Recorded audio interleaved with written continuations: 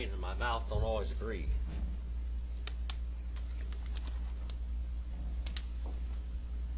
This is beautiful weather, isn't it? This is the kind of weather. If they had weather like this Bakersfield would have millions of people here. If they had it all here. Probably at the fair. Well, they might be at the fair. That's right. This is a really good. Yeah, this would be a good day for the fair. Yes. Benay, Gershon, Livni,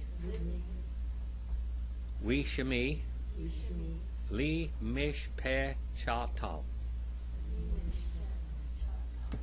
All right, sons. Sons means what? You're going to get this. According to a pattern. All right? And then we have Gershon. Gershon means what? Refugee. Refugee. All right? Gershon. And Libni.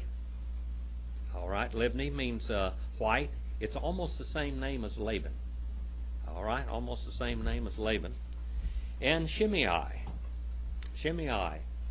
Shimei means famous or fame or name or renown. By the way, there were 18 men in the Bible named Shimei. All right?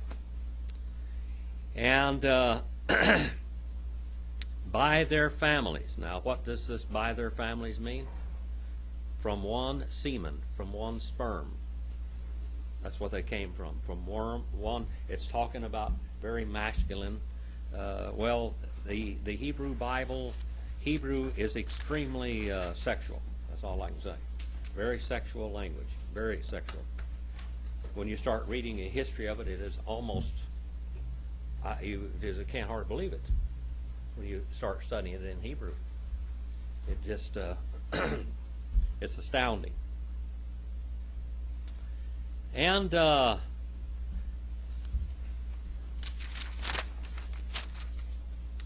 sons of Gershon, Libni, and Shimei, and their families. Now, Gershon, you go back to Genesis 46 and verse 11. I don't know whether I've got all that written down in there or not. It references back to Genesis 46 and verse 11. And his name, you look it up on page 177. And Brown, Driver, and Briggs. Libni, page 526. And 1 Chronicles 6:29. And there's two references to his name.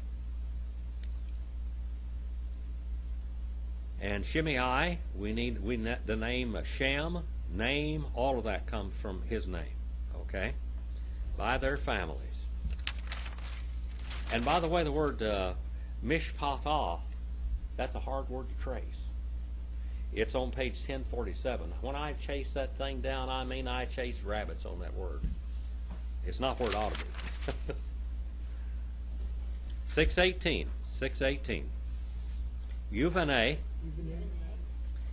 Gihat, Amram, Wiyitchav, which, I'll get it right in a minute. Wiyitchar,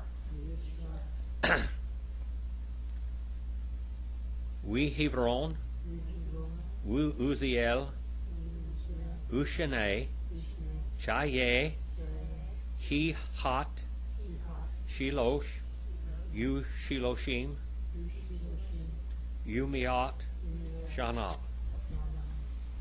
And sons of Kohath. Kohath. Genesis 46 and verse 11. These are the Kohathites. On your little chart that you have, the Kohathites were the ones that moved the furniture of the tabernacle. They were the very important ones, all right? The Kohathites.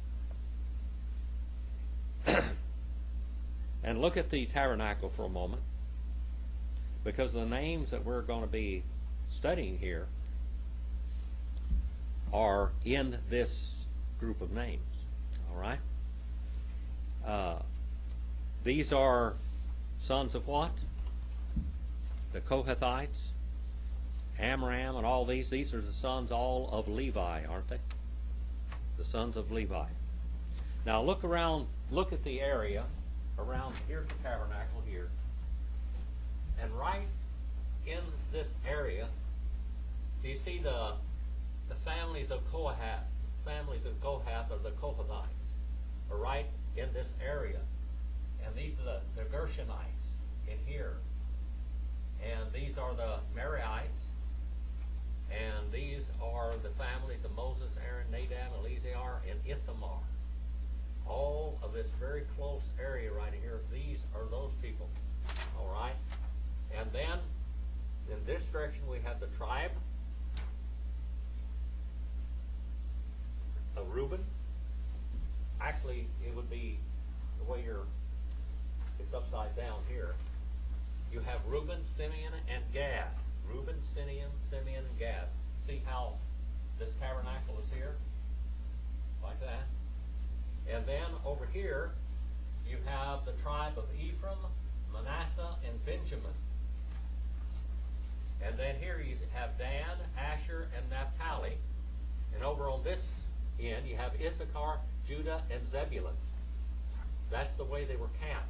But the ones that are very close here are all the Levites. And see around your little chart that you have, this here, I drew this up by hand. Ken Glenn did it with a computer for me. And that's why you have this thing here. It was all hand-drawn before. And I don't even know where my hand-drawn one is, but it's around someplace. That's the one I was looking for because there's a lot of notes on it. Anyway, we have these different ones. The Kohathites and the Gershonites and the Merarites and, of course, the families of Moses, Aaron, Nadab, Eleazar, and Ithamar. Now remember that as we look at this, and we're going to make some comments about it. The sons of Kohath, Amram. Look at that. Kohath means allied. Genesis 46 and verse 11. Amram means high people. See, the word Abraham comes from that too, doesn't it? Or exalted father. Amram means high person, high-born, royal rank. And Izhar means anointing. And Hebron. Hebron means, and you've been to the Middle East, haven't you, Sharon? Did you get to go to Hebron at all? I went in. Oh, no. Well, it wasn't safe when I was there either, but I went. I went right to the tomb of Abraham. That was the most holy place to me of the whole place, just about. That's where all the patriarchs are buried. Just fantastic. Hebron means association. 2 men in the Bible are named by that, and there's 10 different references. And Uziel, which means strength of God. Strength of God, Uziel. And 6 men were named that, and there's 16 references in the Bible. And years of life, years of living, okay, of Kohath, 3 and 30 and 100 years, 133 years, in other words. Kohath. Kohath name means allied, Genesis 46 and verse 11. 6 and not verse 19. I hope this isn't boring you.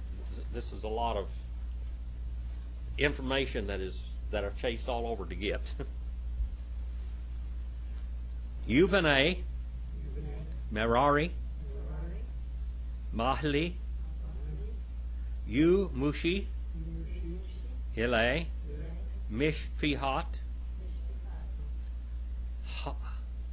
Hal Louis, Li Toledal, and sons of Merari. Merari is the the masculine of Mary. Mary means bitter. Okay, bitter. One man was named that in Genesis 46 and verse 11. Now, the Merari, right here is the families of the Merarites. These are the Merarites. They were in charge of the boards and the bars and pillars and sockets and vessels of the tabernacle. Okay, these were the vessels. They had the vessels. These were the Merarites. Number 3. Okay, so all of these things here, all of the bars, these are little pillars, okay? Pillars, and they have sockets, and there's rods that go through all of these things. They are in charge of the boards, the bars, the pillars, and the sockets, and the vessels of the tabernacle. These are the Merarites. And Mali means sick. 2 men in the Bible named by that. And Mushi, one man was named Mushi, or Mushy, and his name means sensitive. And there's 8 references in the Bible to that. What was his name? Mushi. His name meant sensitive. Okay. Sensitive or volatile, compassionate, sensitive. These, the families, and again this family, Mishpathoth, that means from one semen. The Levites. Levites means what? Levi or Louis. The modern word for Levi today would be Levi in modern Hebrew, and in biblical Hebrew it's Louis. All right, Brother Roger, what period of time did the Jews have their Renaissance? When did they start beginning to use their language again? On the very beginning, do you remember? 1660. No. No. No. The 1660 is when they had the greatest revival. Oh, okay. The greatest revival, and that was the greatest messianic gathering that Israel ever had, was in 1660. And the guy that they had crowned as a Messiah converted to Muslim religion because they threatened his life. So, And so it just went, 1880. 1880. All right. The great Hebrew Renaissance, where they began to use their language again. And there were different ones.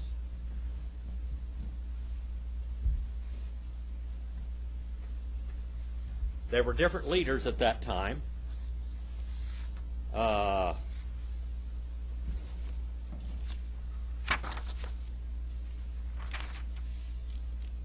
if I can find the Jewish Renaissance here.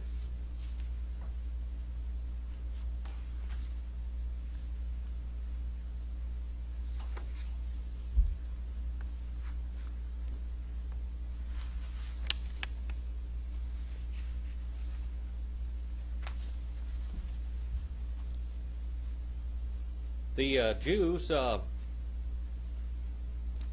when they, about the same time that the Zionist movement began, was about 1850, 60, 70, 80, 90, somewhere around there, during that period of time. And there were different ones. The Jews borrowed a lot from Catholicism. They borrowed a lot from Islam. Islam borrowed a lot from them, and the Catholicism borrowed a lot from the Judaism. All right? All of them have saints. I want you to understand, all of them have saints. The Jews have saints. Their saints are their rabbis. Okay? Their saints are the rabbis. The Islam has saints. They worship Mary. Did you know that? Islam worships Mary. They pray and they worship Mary. And they have all kinds of sacred sites where they had great ayatollahs. And they go to these different ones. They wrote up into, well, they wrote in French. Some of the rabbinical writings were even in Latin. Much of it was in Yiddish. But when they began to want to go back to their land, Zionism, some of the leaders,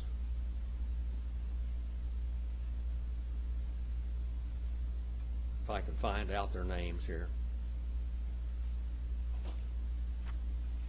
some of their leaders began to say we ought to start using our language again.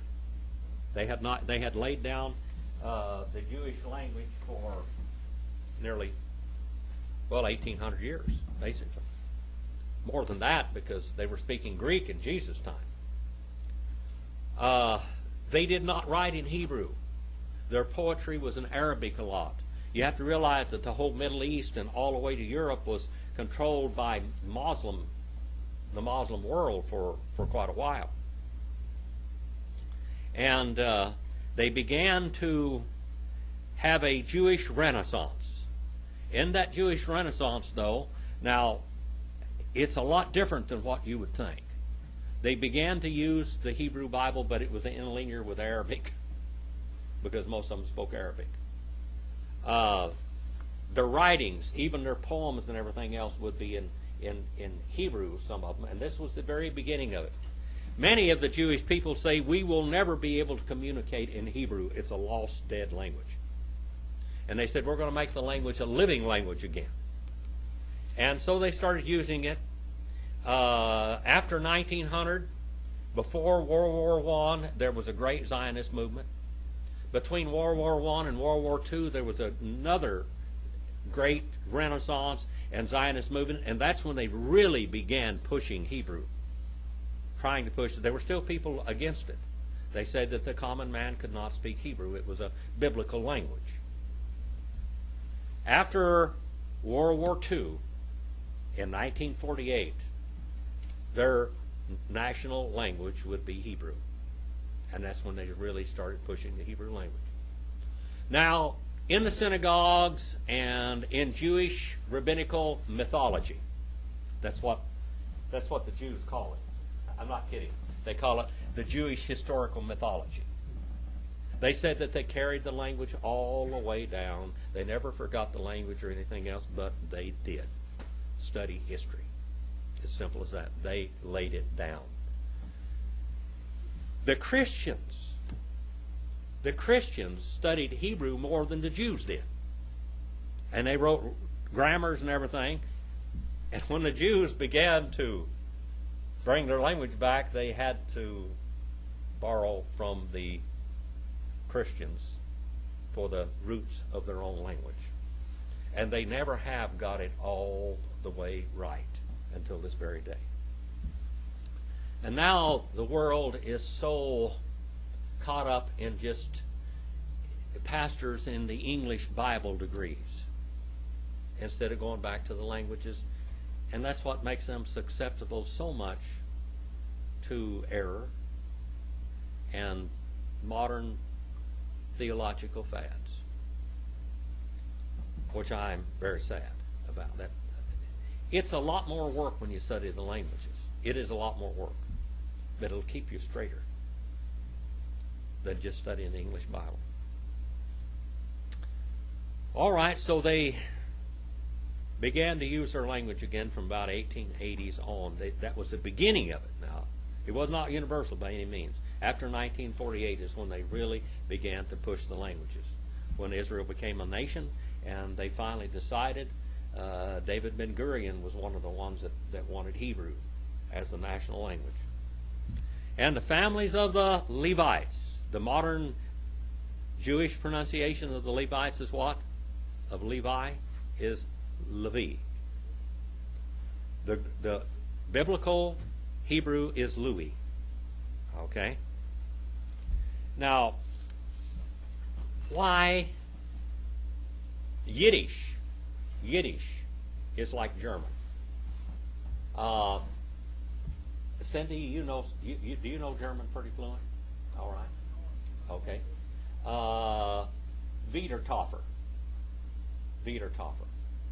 You know what a Wiedertaufer is? Wiedertaufer. We would say Wiedertaufer. But see, the Germans have a problem saying W's in their language. They have a problem saying W's. Now, the Hebrew language, you have, which you see all the time, we have this wow. But what do they call it, brother? Bob. Va. Va. They pronounce it with a V. You know why? Their Hebrew came from the German standpoint. Simple as that. Now, they will deny that 1,000,000 times to one. But that's why. It's not wa. And even the German Hebrew grammars will be it'll have a W there. I think Wiedertoffer is something like this. Something like that. But it's pronounced Wiedertoffer. Oh, what does that mean? Cindy, you know what that word means? That means Anabaptists or baptizers again, rebaptizers. Toffer means to baptize. Wiedertoffer, Anabaptist. Okay? That was the word for the boogeyman. In Germany for a long time, the boogeyman. All right, 6 and 20. 6 and 20. Wayikah, Amram, Eth, Jochebed, Dadato, Lo, Leisha, Watalet, Lo, Aharon, or Eth Aharon. I got to take time to blow my nose. I'm allergic to something in this room.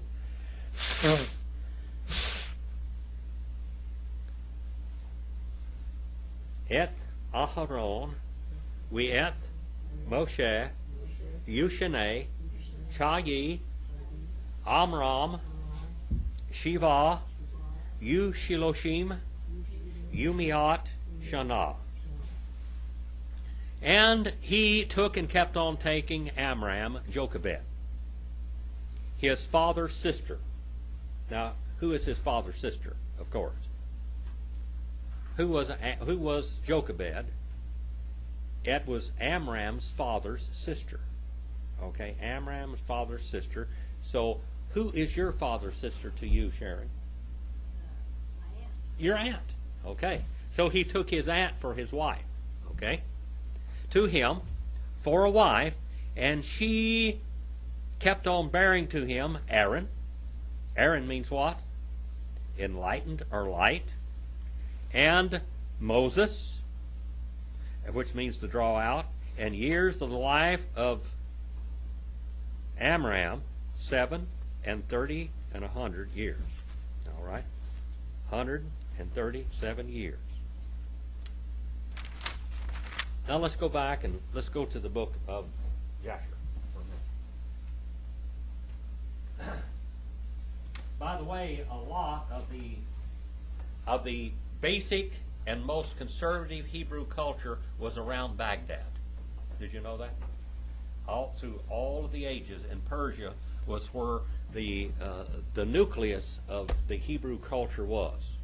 That's why we have the Babylonian Talmud, okay, from Baghdad. Now in the book of Jasher, it tells us a little bit about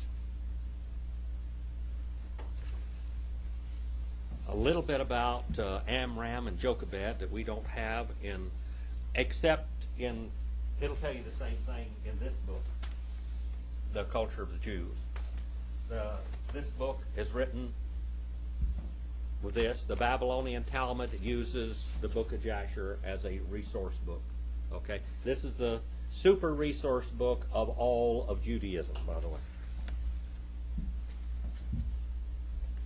And 67 and verse 1, Jasher 67 and verse 1. There was a man in the land of Egypt, of the seed of Levi, whose name was Amram. What does Amram mean? Amram. You remember that one, Cindy? That one's exalted. It means high birth. Okay? Prince. The son of Kohath, the son of Levi, the son of Israel. And this man went and took a wife, namely Jochebed, the daughter of Levi, his father's sister. Okay? Levi, his father's sister. And she was 126 years old when she ceased being a virgin. She was 126 years old. As far as we have absolute dates, since Noah, this is the oldest woman that had children in the Bible. All right, and it's Jochebed. Jochebed. All right, Jochebed. By the way, what does Jochebed mean? Remember what Jochebed means? Jehovah is glorified. Or Jehovah is gloried or glorified. There's 2 references in the Bible to her. All right? Now let's go on. She was 126 years old when she ceased being a virgin. That's when he literally cohabited with her, and they became married. And the woman conceived and bore a daughter. Now, according to the book of Jasher, all right, Sefer HaYesher, the woman conceived and bore a daughter, and she called her name Miriam, because in those days the Egyptians had embittered the lives of the children of Israel. Now, according to the book of Jasher, who are these people? Who is Jochebed and Amram? What tribe are they from? Levi. According to the book of Jasher, were the Levites ever slaves in stone, making stone and bricks? No. What was their occupation? Okay, they were gold and silversmiths. They were the super artisans. Maybe they're the ones that made the sarcophagus and all of that fine, fancy gold and silver work. Okay? Because in the days of the Egyptians had embittered the lives of the children of Israel. And she conceived again, and she bare a son, and his name was Aaron. So Miriam was the firstborn, and now we have Aaron, Aharon. For in the days of her conception, Pharaoh began to spill the blood of the male children of Israel. All right. Now I'm going to go down and I'm going to read a little bit more history because I think it might give you a little background with this. I hope you're not being bored with it. In those days died Zepho, the son of Eliphaz, the son of Esau, the king of Chittim. And Janias reigned in his stead. Now, the book of Jasher will tell you something happened here, and then it'll tell you what's going on all around the rest of the world. Which is pretty interesting sometimes, because you'll know what's going on. And the time of Zepho reigned over the children of Chittim was 50 years, and he died and was buried in the city of Nabnah in the land of Chittim. And Janias, one of the mighty men of the children of Chittim, reigned after him, and he reigned 50 years. Now, who are all these people? Descendants of Esau. All right, these are descendants of Esau. And it was after the death of the king of Chittim that Balaam, the son of Beor, fled from the land of Chittim, and he went and came to Egypt, to Pharaoh, the king of Egypt. Now, this is how Balaam got over there. Okay? This guy lived a long time. Balaam was still giving Israel trouble way later in time. And Pharaoh received him with great honor, for he had heard of his wisdom. And he gave him presents and made him a counselor and aggrandized him. And Balaam dwelt in Egypt in honor with all the nobles of the king. And the nobles exalted him because they all coveted to learn of his great knowledge and wisdom. And then Pharaoh, in verse number 11, dreams a dream of a child. All right? Pharaoh dreamed that he was sitting upon his kingly throne, and he lifted up his eyes and saw an old man standing before him. And there were scales in the hands of the old man, such scales as are used by merchants. And the old man took the scales and hung them before Pharaoh. How many of you ever seen cotton scales? The old weight scales that they used to have so long time? None of you. I'm the only one that ever weighed a cotton sack. I picked cotton right on the farm where I am and took it out there and hung it on a cotton scale. One thing about it, they paid you right then for your cotton that you picked. And the old man took all the elders of Egypt and all of his nobles and great men, and he tied them together and put them on one scale. And he took a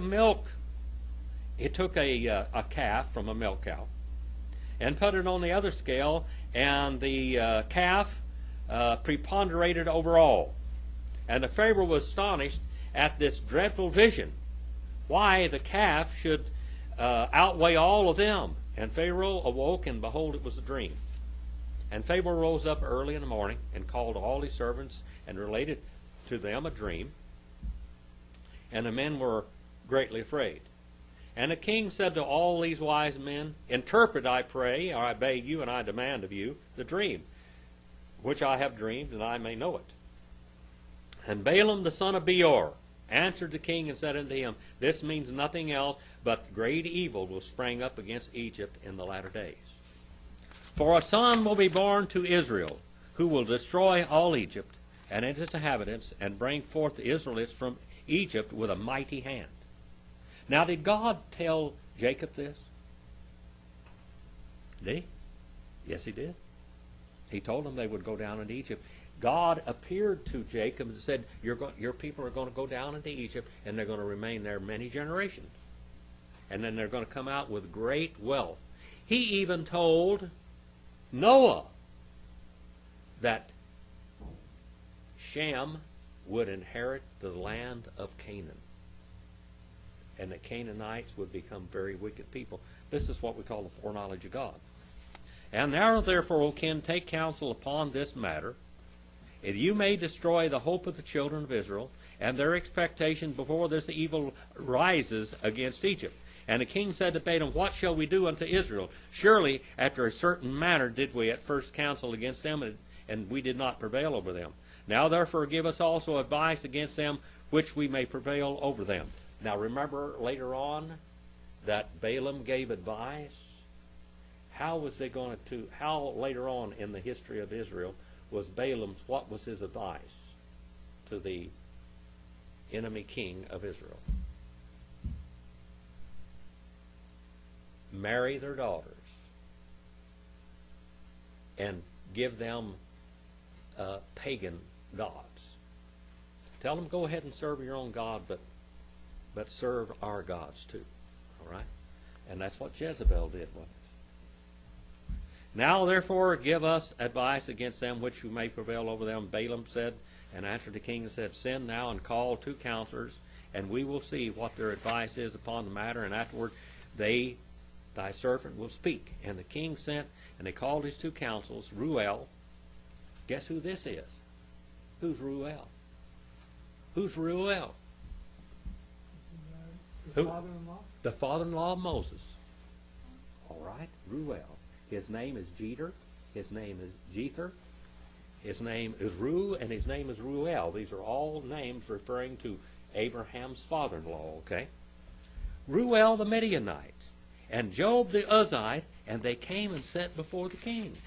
Now the book of Jasher tells us that Job lived at this period of time here, whether this is the same Job or not.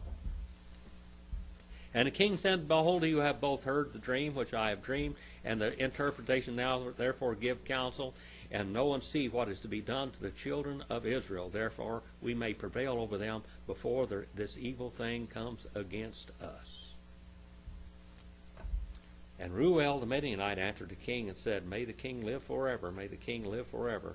And it seemed good to the king, let him desist from the Hebrews and leave them, and let him not stretch forth his hand against them. Reuel was what? What was his occupation? Cindy, you remember what he did over there in the land of Midian? What did he do? High priest. He was a priest in the land of Midian. And evidently, according to the book of Jasher, he was also a counselor to Pharaoh. Now he tells them, leave them alone. Just let them be. Let them go. Just leave them alone. For these are they whom the Lord has chosen in the days of old, and took as a lot of his inheritance from amongst all the nations of the earth and the kings of the earth. And who is there that stretched out his hand against them with impunity, of whom the God has not avenged? Leave them alone. Surely you know when Abraham went down to Egypt, Pharaoh, the former king of Egypt, saw Sarah's wife and took for his wife, because Abraham said, She is my sister, for he was afraid lest the men of Egypt should slay him on account of his wife. And when the king of Egypt, now this is Reuel's quote here, and when the king of Egypt had taken Sarah, therefore God smote him and his household with heavy plagues, until he restored unto Abraham his wife Sarah. Then he was healed. And Abimelech, the Gerarite, the king of the Philistines, God punished on account of Sarah's wife of Abraham in stopping up every womb from man and beast. And what it says in Hebrew is they had no opening to their wombs. Their vagina was closed in man and beast. They knew something happened. That's literally what it says. And when their God came to Abimelech in a dream of night and terrified him in order that he might restore to Abraham Sarah, whom he had taken, and after all the people of Gerar were punished on account of Sarah, and Abraham prayed to his God for them, and he was entreated of him, and he healed them. And Abimelech feared all of this evil and came upon him and his people, and he returned to Abraham his wife Sarah and gave him with her many gifts. A bribery. Don't kill me. And he did so also to Isaac when he had driven him from Gerar. And God had done wonderful things to him, that all the watercourses of Gerar were dried up, and the productive trees did not bring forth until Abimelech of Gerar and Uzzah, one of his friends, and Pekol, the chief captain of his host. I mean, this gives the names of everybody. And they bent and bowed down before him to the ground. And they requested of him to supplicate for them, and he prayed to the Lord for them, and the Lord was entreated of him, and he healed them. And Jacob also, the plain man, was delivered by his integrity from the hand of his brother Esau, and the hand of Laban the Assyrian, his mother's brother, who sought to his life, likewise from the hand of all the kings of Canaan, who had come together against him and his children to destroy them. And the Lord delivered them out of their hand, and they turned upon them and smote them. For who had ever stretched forth his hand against them with impunity? Surely Pharaoh, the former, thy father's father, raised Joseph, the son of Jacob, over all the princes of the land of Egypt, when he saw his wisdom. Through his wisdom he rescued all the inhabitants of the land from famine. And after which he ordered Jacob, his children, to come down to Egypt, in order that through their virtue of the land of Egypt, the land of Goshen might be delivered from the famine. Now therefore, if it seem good in your eyes, cease from destroying the children of Israel. But if it be not good in your eyes, that they should dwell in Egypt, send them forth from here, that they may go to the land of Canaan, and the land where their ancestors sojourned. And when Pharaoh heard the words of Jethro, he was very angry with him. And he rose with shame from the king's presence and went to Midian in his land, and he took Joseph's stick with him, which was God's rod. All right? And that's the background of the story where we are right here. I hope that you suffered through that for a few minutes. All right. And he took and kept on taking Amram Jochebed, his aunt, his father's sister. How old was she? 128 years old, if I remember right.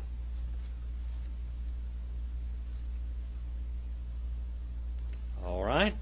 To him for a wife. And she kept on bearing to him Aaron. Now it jumps over Miriam, doesn't it? Because women aren't really important sometimes in the Bible, even though they're very important to us. The book of Jasher mentions all the women. All right? Aaron and Moses. All right? And years, life of Amram. And his name means high people, princely person. 7 and 30 and 100 years. In other words, 137 years. All right. 6 and 21 now. Yuvaneh, Yitzhar, Korah, Wa'anifek, Wazikri. All right. And the sons of Izhar, that means anointing. Korah. All right.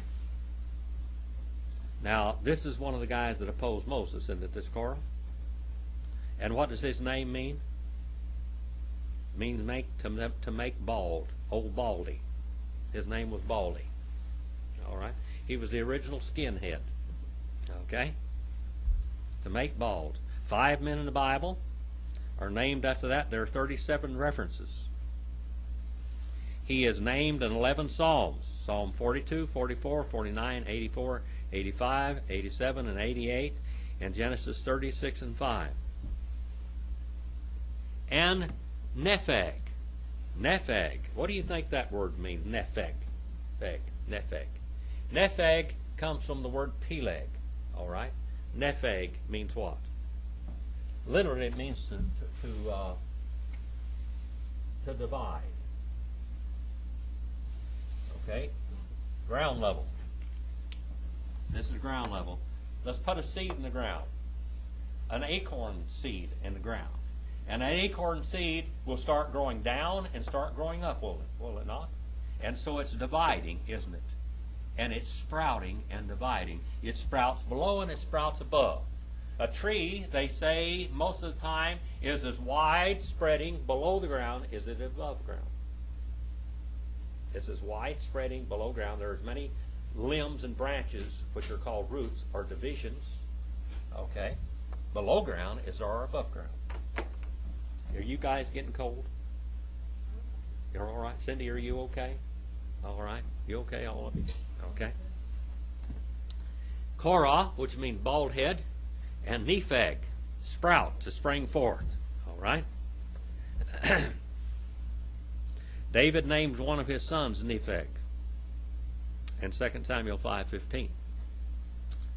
And Zikri. Zikri means movable or portable. 12 men in the Bible, and there are 12 references. He's the brother of Korah, who rebelled against Moses and was killed by God. Okay? So this is a good guy, and that's the bad guy up there. Okay? The good son and the bad son. 622. 622. Uvaneh, Uziel, Mishael, Reuel Safan, Sitri. All right. And sons of Uziel. Sons of Uziel. All right. That means strength of God. 6 men were named that, and there's 16 references in the Bible. And Mishael. The word Mishael. Michelle. All right. Michelle is from this name. Who is, or what God is? Who is like God? So what other name is this? Michael. Michael. Or Michael. You can take this home and show your husband tonight. His name is in the Bible, all right? It's called Mishael. All right, he used to have a friend by the name of Robbie Michaels, an old cowboy up there where I used to live. We had great respect for each other. He was a great cowboy. He was one of the old-time cowboys, and he thought I was too. Anyway, he said, my name is Mishael. Mishael. He was half Comanche and half French. Half Comanche Indian and half French. Oh, Robbie. He went over here to the Rockfront Ranch after they sold off the Cord Ranch. He went up there and took care of those cows all winter long. On his own. Went out and bought hay himself. He was a cattle farmer on the Cord Ranch. The guy that bought the ranch came up there in the springtime. He was a rich cat from France originally. Made his money out of drugs in Florida. He's dead now. But he came in there and he told Robbie, he said, you've got 24 hours to get off of my property. And he took all the cattle that he had saved all that hard winter, below 20 and 30 below zero that winter. Robbie went and scrounged up cattle and fed those cattle. And he sold them all off, and these were the cattle that they took into the White Mountains, and they knew the trail, and they knew where to go. The cowboys trailed them. And he brought in his fancy French cattle that they could never use in the White Mountains again. Mishael. His name, he said, my name is Robbie Mishael Michaels. And Eliphan. And Eliphan means God is treasure, or the God of treasure. One man and 2 references in the Bible, the same as Elizpham. Okay. And Zithri. Zithri. means protective. One man in the Bible with one reference. Protective. 6 and 23. 6:23. Wayik kach. Ooh, how about 6:22? 6:22. Did I forget it? Did I go over it? I thought I just read 6:22. Oh, you know what? It's on 2 pages. What? Have you got 2 on yours? I only got one on mine. They double. See, I didn't do that. I didn't make that mistake. I make lots of mistakes, but I didn't make that one. Okay. All of you have 2 pages? 6:22? Yeah, those All are right. front and back. Oh boy. I don't know how they did that. Wayikoth, Aharon, Et, Elisheva, Bot, Aminadav, Achot, Nachashon, Lo, Leisha, Wataled, Lo, Et, Nadav, Weet, Abihu, Et, Elazar, Weet, Ithamar. All right. Back up here on the chart again. The family of Moses, Aaron, Nadab, Eleazar, and Ithamar. These are the families of Levi. All right? And Moses. And he took and kept on taking Aaron in Lighten 1. And then Elisheva. Sheba means what? Sheba. Shiva in Hebrew means what? Sheba. Shiva means oath. All right? Elisheva means what? The God of oath. The God of the oath. Okay? One woman and one reference in the Bible. The daughter of Abinadab. All right? People of liberality. Okay? 4 men in the Bible and 13 references. Sister of Nashon. Nashon means enchanter. Nashon. What other name in the Bible comes from this Nashon? Nashon. Nashon. Nahash. Nahash. All right. Nahash means what? Enchanter or deceiving one. To enchant or to deceive. That's what the devil was. Who did he deceive? Who did the old devil deceive?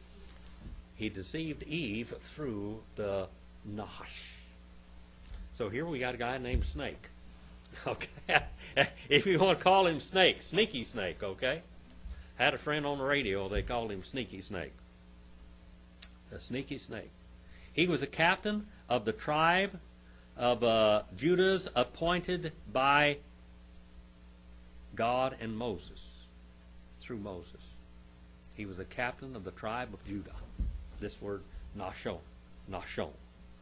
For to him a wife, Li-Isha. And look at that word, Li-Ish-Shah. And when you look at the name Ish-Shah, it's Ish-Shah. That means out of man. Ish is man, but this is Ish-Shah. See that shin there? It's doubled. See that little dot in the middle of it? All right, that doubles it. Wataled. And she bore, all right, she kept on bearing to him Nadab. Nadab means liberal. 4 men and 20 references in the Bible. And Abihu, which means worshiper of God. Abi, worshiper of God. And Et Eleazar. God is helper. Eleazar means God is helper. The chief over the Levites. 8 men and 74 references in the Bible. Eleazar. Where was another Eleazar in the Bible? Who was this other Eleazar? This other Eleazar was a type of John the Baptist. Who was he? The other Eleazar in the Bible. Who was the other Eleazar in the Bible? Who? Elijah? No. Eleazar. The other Eleazar. Cindy? Abraham's servant. Thank you. You got an A plus plus plus tonight because that was a hard question. I just wanted to just dig down there deep, see if you could drag it out. Eleazar's servant, and he's not named. It's called as his servant most of the time, but his name was Eleazar. He's not named very many times. Most of the time it refers to him as Abraham's servant. He went and got Isaac a wife, and he went and got who? Rebekah. All right. He went and got little Rebekah and brought her and her wet nurse back to Isaac. All right. He is a type of John the Baptist of the Bible. John the Baptist was what? He would go out and call forth the bride. He would go out and call Jesus' bride and bring her to the bridegroom, to the bride, to him. Eleazar was a type of John the Baptist. And Ithamar. Ithamar. The word Tamar comes from this word, and Tamar means what in the Bible? Remember when we were studying about Tamar in the book of Genesis? Tamar was who? Who was Tamar? Remember? What? Tamar. Well, there were several Tamar. One of the famous Tamar was the mother of Perez.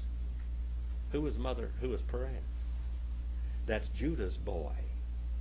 Tamar was the one that prayed like she was a harlot because she was married to Judah's first son. He died.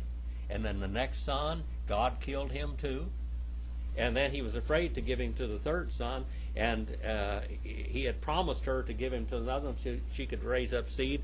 And she disguised herself as a prostitute. He came by and made a proposition to her. And she got pregnant.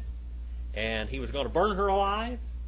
And she said, look here, the staff that I have and the belt and the signet ring, that's who made this child. And he said, oh, you're more righteous than I am. Tamar means palm tree. It means tall and elegant. Okay? The coast of the palm tree, Ithamar. His wife, Elisheba, served as a priest. And Moses became angry at Ithamar at one time because he would not eat the sin offering in the tabernacle. Now, we won't go into all that, but I'm just giving you a little background about this guy. Okay? I hope you are... This is a lot of research, people. That's all I can tell you. I'm throwing this at you. You don't have to go chase all these rabbits. Just kind of feeding you like a little bird. Yuvane, Korah, Asir, we ilakana. Wa avi asaf. Ele, mishpashat, ha karihi. And sons of Korah, old Baldy, Asir. Asir means prisoner. And Elkanah, God has obtained. El-Kanah. Kanah. What other word comes from this Kanah? What is the first word of this Kanah in the Bible? Cain. Gotten, or obtained, possession. I have gotten a man, even Jehovah. That's what they named Cain. And boy, what did they got? They got the devil. They didn't get the Lord. He was a rascal. All right? God has obtained 8 men in the Bible, 20 references. And Abisaph, which means gatherer. There's one man in the Bible with one reference. And then we have the word Ele. And the book of Exodus is called We Ele Shemot. All right? And these. All right? These are from one sperm, one semen. That's what the word Meshpashat means. And Ha-Karihi, the Korahites. All right? The Korahites. The Korahites. 6:25. Well, boy, we're quite along. We started a little bit late. You want to go a little bit more? Get another verse or so?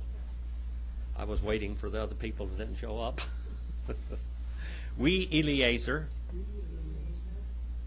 Ben, Aharon, Lecha, Lo, Me Benot, Putiel, lo, li isha, watalet, lo, et, Pinchas, ele, rashe, avot, ha wigim, li mish pi chatam. And Eleazar, God his helper. He was the chief over the Levites, the high priest after Aaron was killed by God. 8 men and 74 references in the Bible. All right, God killed Aaron. He was not very obedient. Aaron was a little, even though his name means enlightened, he was a little dark. He was dark and shady character. Okay? You know, just think about it for a while. He was a goldsmith. Okay? He did all the miracles before Pharaoh. Okay? He held the rod of God, saw all these miracles performed. Then when he goes out there, his brother goes up on the mountain for 40 days. By the way, he's up there like 90 days altogether without anything to eat. Moses is. God's presence sustained him.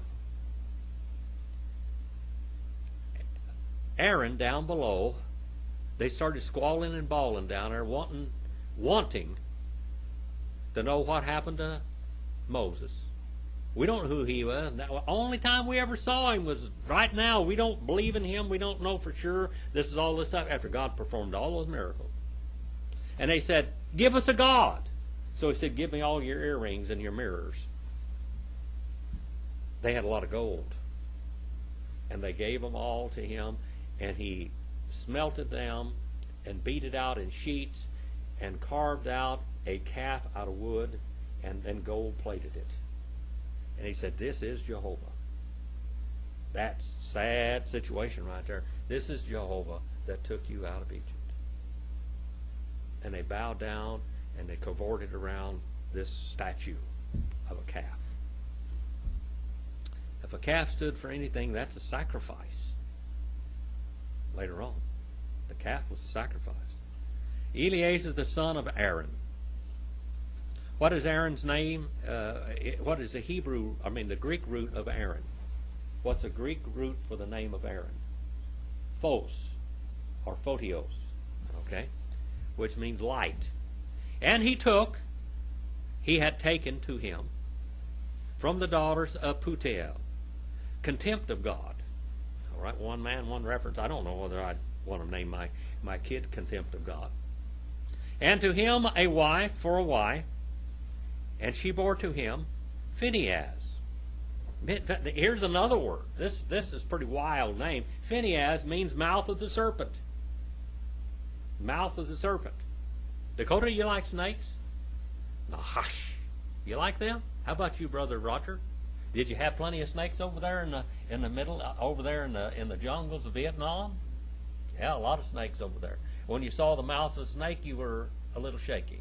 I think you got a snake and brought it into your house one time to cut down on the rats, didn't you? Yeah, but he wouldn't eat them. He wouldn't eat them. We had to turn him loose. Had to turn him loose. The mouth of the snake. Okay? You know what? Snake might have been pretty smart, because I went down here, Ken Blenn's brother. He brought a lot of snakes out of Panama. He was down there in the military, and he brought all these snakes up here. I went to his house on Tuesday night visitation one time when I was still in better shape. And he had a whole lot, these aquariums full of snakes. And he took rats and put them in there for them to eat. And he had this great big boa constrictor in there, a great big boa from down in there. He was big and about that big around. And this rat went in there, and the rat fought with the snake and killed the snake. I mean, the snake was dead. I never saw a snake die so fast in my life. Boom, dead. Maybe that snake was smart. Phinehas, mouth of the serpent. 3 men and 25 references.